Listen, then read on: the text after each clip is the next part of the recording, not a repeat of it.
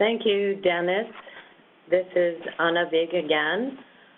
Thank you, Dennis, for that concise presentation. It's quite a long report, which covers a lot of material, and you've highlighted the most important ones. So far in the chat room, I only see one question, and it's related to the first conclusion that you had, and it's from Chapter 3.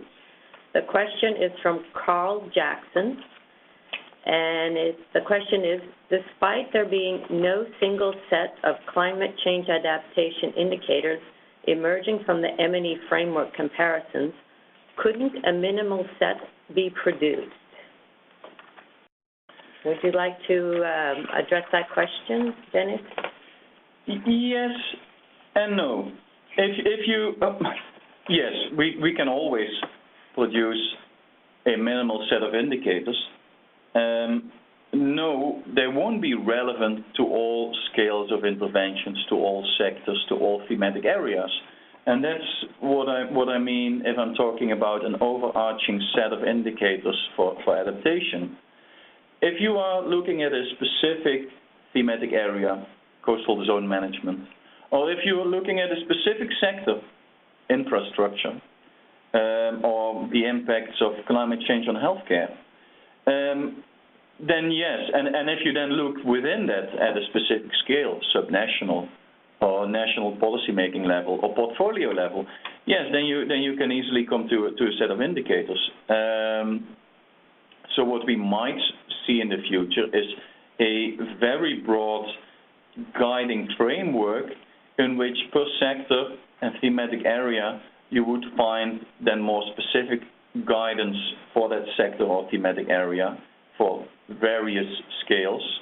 And within each scale and sector, you might then find lists of indicators applicable to that specific setting.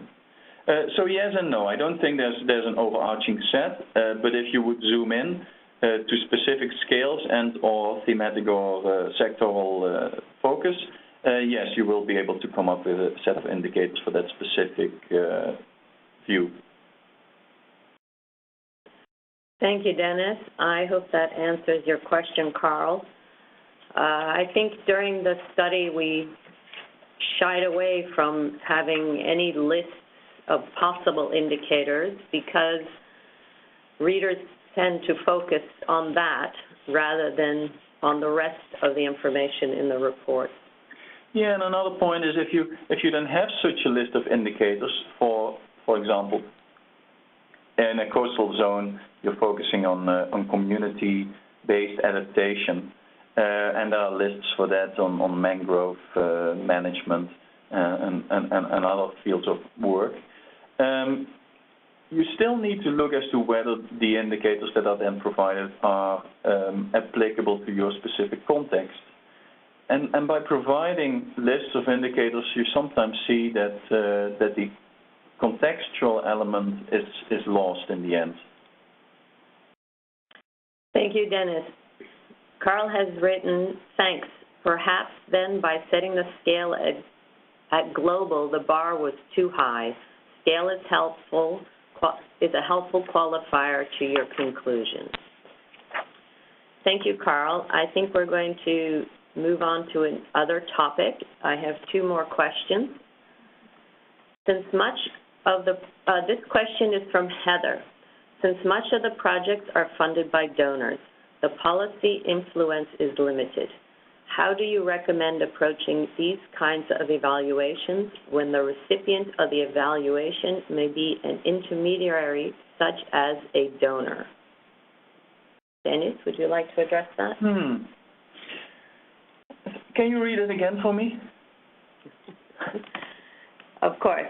Since much of the projects are funded by donors, the policy influence is limited. How do you recommend approaching these kinds of evaluations when the recipient of the evaluation may be an intermediary, such as a donor? I don't agree necessarily that because the donor is the one receiving the evaluation, that because of that the impact on policy making is limited. What we, for example, see here is that some of these programs and evaluation focus on communication towards the conventions, and that whole communication is in part to make sure that it can inform how the conventions develop in the future. So in that sense, it might be at a more abstract level than what you would be looking at when you look at a national or subnational level. The link is much more direct towards policy making there. I think the link is still there. It might need a bigger portfolio of evaluations before evidence is taken over and informs policy making at that level. Thank you, Dennis. There's also a comment from Sarah. I see we at least have two Sarahs on the list, but this is from one of them. Mm-hmm. Some donors have a mandate to aggregate results in order to further report. So it is a challenge when implementing partners are creative, take risks, since those results might end up in a report that might not go beyond there. Yes. I'm guessing what you're saying is if you get a grant, then with that comes a guidance on using a certain approach. You need to make your log frame, and you need to then report on those indicators that are provided, that are aggregated up the portfolio. So that a donor can get some information as to their whole portfolio of projects. And those types of indicators, I know, don't help that much on the local level to facilitate learning or future improvements on the local level. Having the guidance to use a logical framework approach or the use of certain portfolio indicators does not mean you can't use any other indicators. For example, in the PPCR, they work with 5, I think, or 7 main core indicator groups on which they need to report, but they are able and they're allowed to report on more indicators. In that sense, the approach in itself doesn't hold people back from adding indicators for specific learning purposes. It is true that you then need to still follow the logical framework approach, and you wouldn't be able to test certain more adaptation-specific frameworks. It would be nice if donors would for some projects, they do pilots, and I wouldn't know why they wouldn't do any pilots towards their M&E as well. Thank you, Dennis. I have another question here on a different topic from Susanna. Can you speak about some specific examples of good practices to encourage ownership and participation in defining indicators and using local knowledge?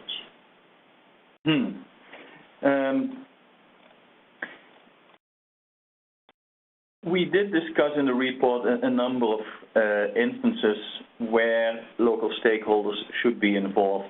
What we don't do at that point is really dive in depth into, okay, you involve them, but how do you involve them? There are some specific guidelines on how to involve local stakeholders and how to make use of local knowledge. And there are some specific approaches that work really well on the community-based level. I'm happy to provide some resources to you directly to guide you a little bit in directions there, because I don't have them at hand right now, and it's quite a different topic to dive into on how to develop participation and ownership, which are also two rather different things, but can certainly be combined, hopefully. So yes, I'll get back to you on that one personally. Just send me an email, either through Climate Eval or directly to dboers@thejef.org, and I'll give you some links to resources in that respect. Are there any other questions? I don't see any other questions. I want to give everyone a moment to to think if there are any questions. We're here for your questions. Dennis, perhaps you could speak a little bit more about adventurousness. Yes. You mean what I mean with that adventurousness in the use of frameworks? What I mean is that some of these frameworks are really interesting in the way they are constructed and the ideas behind it that are quite different from approaches that we are currently using, like logical framework approach. I personally really like the Tango Resilience Assessment Framework because the areas of collective action, the social dimensions, the community assets that they look at are also great to say something about the counterfactual. So in that sense, it helps in looking at it in a different way at how will I establish my counterfactual by use of the community and by having them formulate what they see as good resilience or as good transformative change, what they see as assets and what they see as capacities needed to cope with certain shocks and stresses. It helps to look at these and helps to look at the impact of shocks and stresses in their absence as well.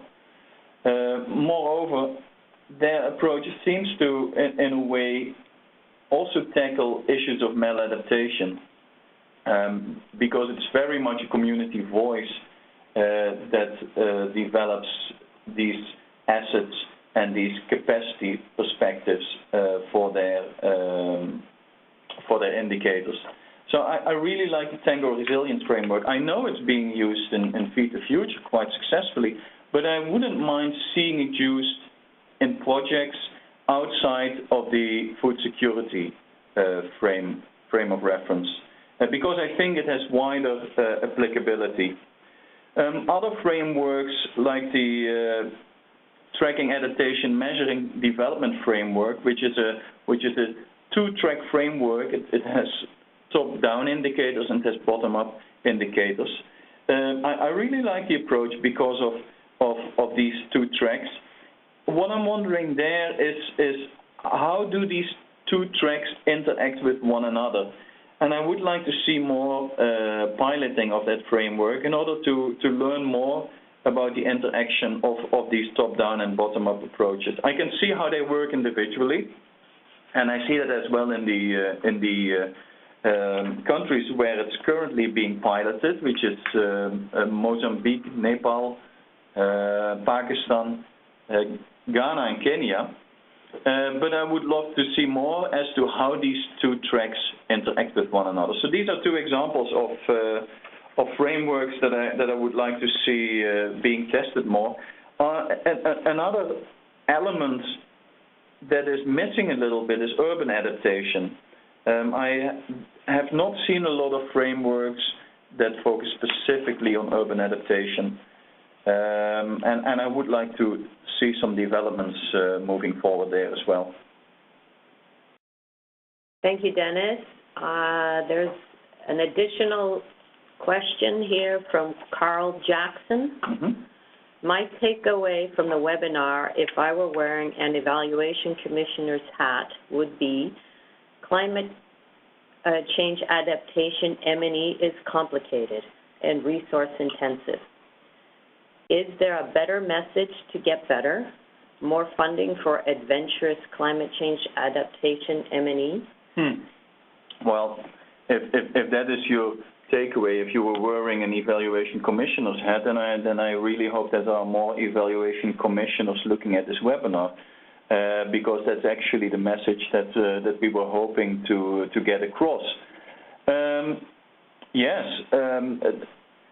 you say it sounds like it's, well, it is complicated, and you say it sounds resource intensive as well.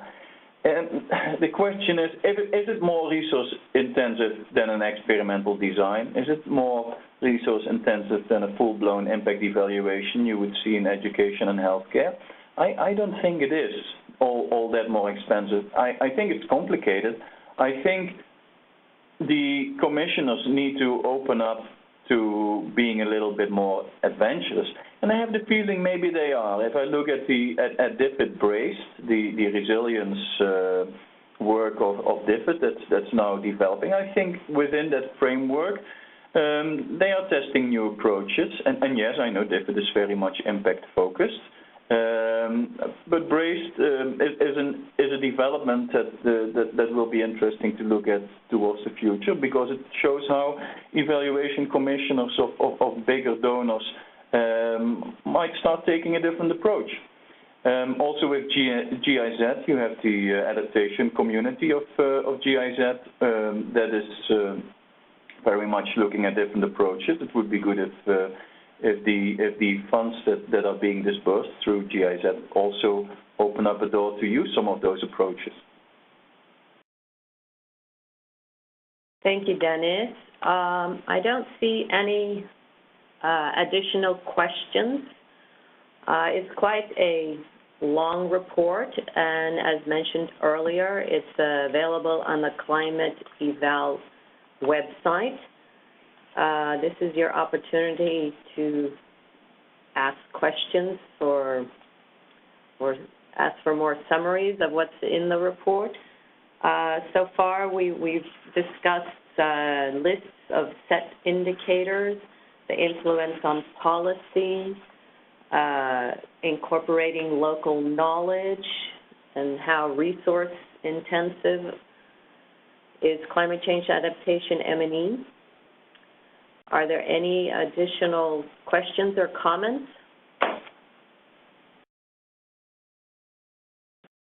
No questions?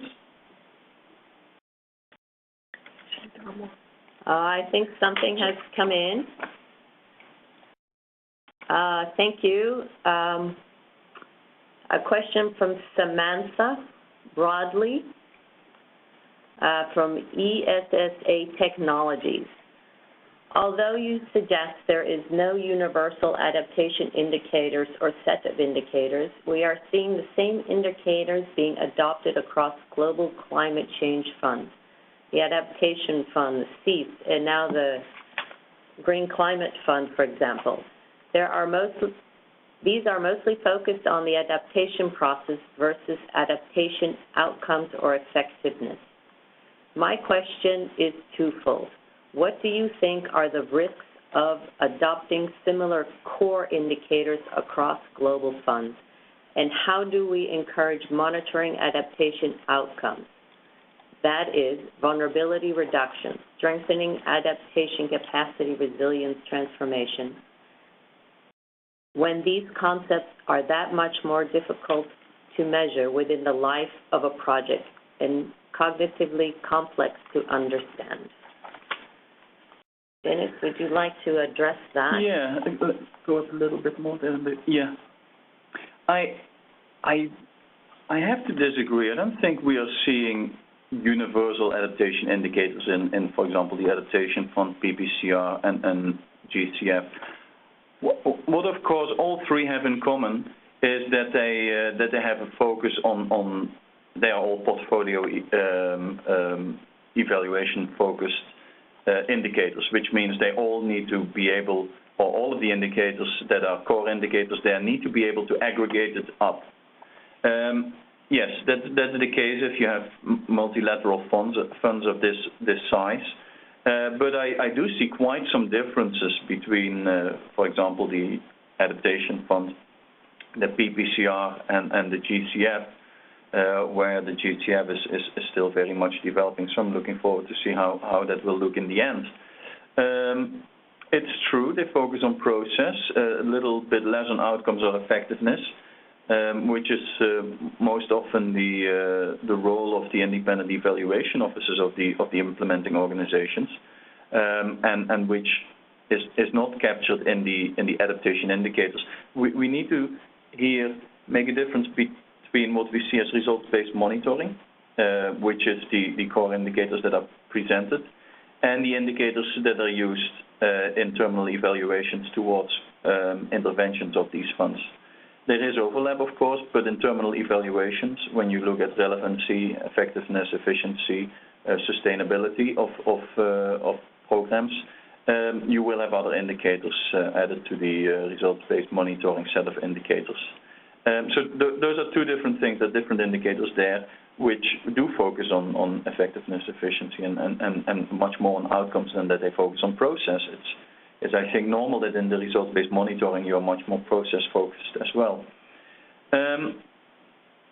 How do we encourage monitoring adaptation outcomes, vulnerability reduction, strengthening adaptive capacity, resilience? Well, one of the objectives of the Adaptation Fund is reduce vulnerability and increase adaptive capacity to respond to the impacts of climate change, including variability at local and national levels. And they do have an indicator on modification and behavior of targeted population. It's a specific focal area of adaptive capacity, and it focuses on awareness. So it's not that we don't see them at all. It might be that if they are, once they are implemented, they don't look so shockingly different from development indicators. But the raison d'être, the idea behind these indicators, I think they can focus on adaptive capacity elements. If you're talking about resilience, transformational change, yes, those are concepts that are very hard to measure within a project's lifetime. I think transformational change is something that you look at when you look at a results chain of a variety of projects. That's not necessarily visible within one portfolio of a fund. That's more visible on a country level when you start linking individual programs and projects of various funds and look at how these relate to the long-term goals that have been set by the country, for example, now in the NUPS. So, yeah. Thank you, Dennis. I see there's also a couple of questions written in the chat to you. Mm-hmm. There's one there from David Miller. Mm-hmm. Are there good practices regarding when to create a new adaptation indicator or when to modify existing indicators? How do adaptation indicators relate to each other? As said, the individual indicators often are not all that different from development. It is a choice for a set of indicators that measure perhaps a bit more broadly to measure more contextual elements that can perhaps say something about potential maladaptation. It is perhaps more a focus on process than on outcome, where maybe in development you see more and more an outcome focus, and given that this is still a developing field, you might want to have more process focus indicators to see how and why things are happening and not just that they are happening. So I don't think the indicators are all that different. It's the reason why you combine indicators. Do I see a difference in good practice on modifying existing indicators or developing new adaptation indicators? I think quite often you will focus on existing indicators and modifying those. I think over time, with respect to vulnerability, both human and natural systems, we have seen all indicators passing by at least once. So I don't think that we will really develop any new adaptation indicators all that often. It will be the adaptation or the adjustment of existing indicators.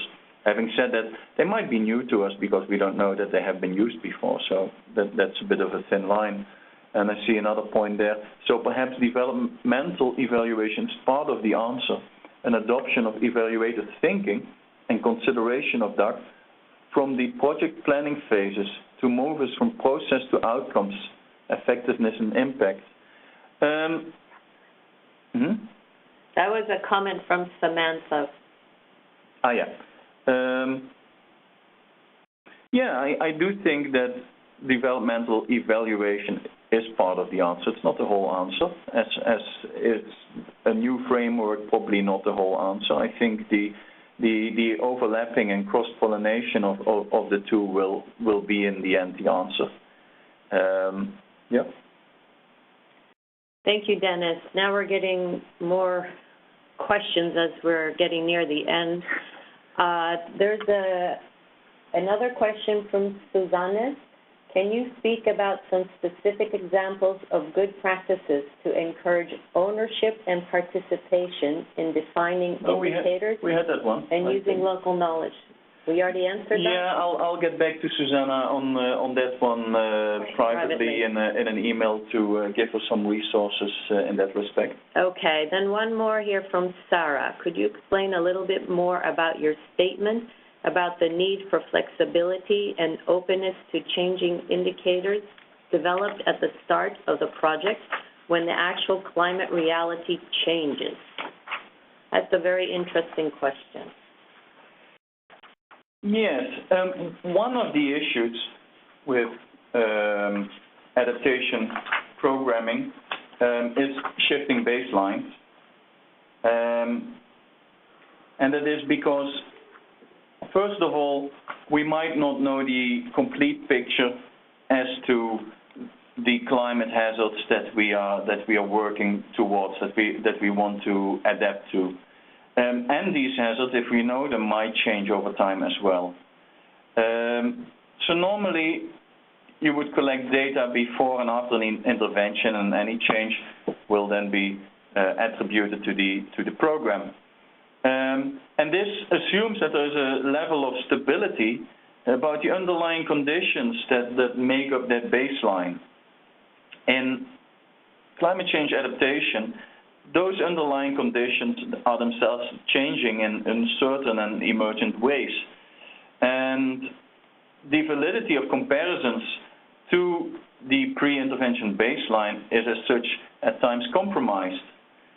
And that means that we need to be flexible to review what these conditions were on which those indicators were based, and that we need to have the flexibility to make changes if needed.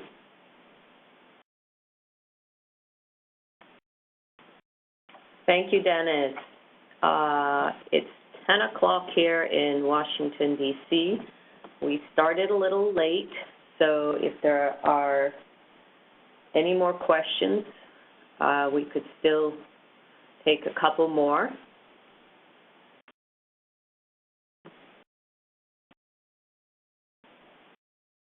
Anyone? Don't see any coming in. Perhaps we should wrap up. I think we have covered a lot of topics. There seems to be a lot of interest and debate about the list of indicators. And I think that debate will probably continue. Yes. It's also very interesting, the comments on how evaluations can influence policy. Mm-hmm. And taking things into account when we're developing indicators such as local knowledge. Also about how resource-intensive climate change adaptation M&E systems can be, mm-hmm. but also that there are lots of similarities with other types of development interventions. Mm-hmm. So I don't know, Dennis, if you want to make a final comment? I would say have a look at the study, have a look at the principles that we put down there. This study is a momentary picture of where we are right now. I would love to hear your reflections. You can email them. You can comment on Climate Eval. We might do a comparable study in a few years from now and come to completely different conclusions. Although maybe not that different, but there might have been new frameworks developed.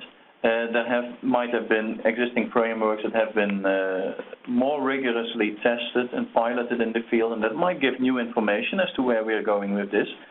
It's a young field. It's developing, and it's interesting to be part of it. Keep the discussion going, and thank you for your time and questions this time. Thank you. I'd like to thank you all for participating, and thank you, Dennis, for presenting. And I want to thank Francisco, Malek, and Senya for their help here.